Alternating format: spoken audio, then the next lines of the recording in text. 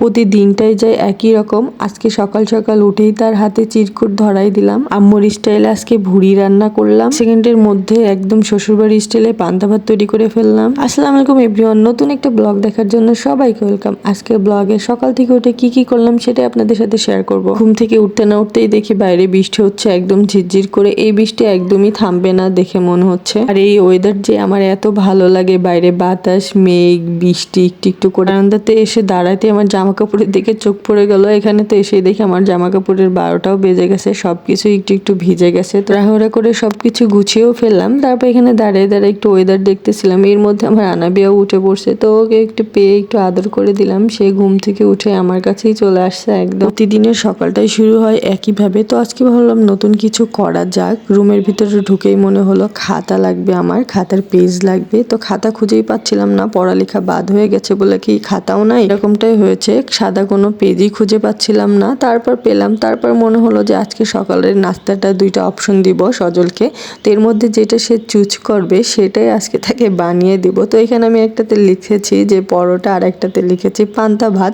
তো এটা সুন্দর মতো করে এখানে ফোল্ড করতেছিলাম আর ওকে বলতেছিলাম যে তুমি এটা ধরবে, যেটা তুমি চুজ করবে সেটাই আজকে তোমাকে সকালের নাস্তা হিসেবে দেওয়া হবে। আমি তো খুব এক্সাইটেড ছিলাম যে ওর কোনটা আমার হাত থেকে উঠাই। তারপরে দেখলাম যে পান্তা ভাত, আর আমি এখানে মনে মনে চাচ্ছিলাম যে সজল যেন পান্তা ভাতটাই চুজ করে, কারণ এটা রেডি করতে আমার একটু সময় লাগবে না, পরোটা বানাইতে গেলে আমার অনেক সময় লাগবে। আমি তো এখানে অনেক হ্যাপি ছিলাম, বাট সজল চাচ্ছিল সে পরোটা খাবে, কিন্তু কিছু করার নাই, সে চিরকুটে পান্তা ভাতই উঠেছে। তারপর আমি একটা ডিম নিয়ে চলে আসলাম।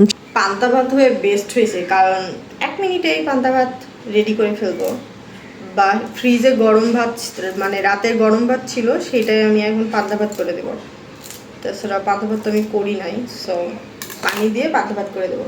হুটহাট করে মাথায় প্ল্যান চলে আসে, কিরকম অদ্ভুত। পান্তা ভাত যেহেতু বাসাতে করা ছিল না, তাই তাকে পানি ভাত দিব। গরম ভাতের মধ্যেই তাকে পানি ঢেলে দেব। এটা রাতের রান্না ভাত ছিল। আর সব থেকে বড় কথা, আমার শ্বশুর বাড়ির স্টাইলের পান্তা ভাত হলো এটাই, একদম গরম ভাতের মধ্যে পানি ঢেলে দিয়ে তাকেই বলে পান্তা ভাত ওরা। আর পান্তা ভাত কি দিয়ে খাই জানেন? ডিম দিয়ে।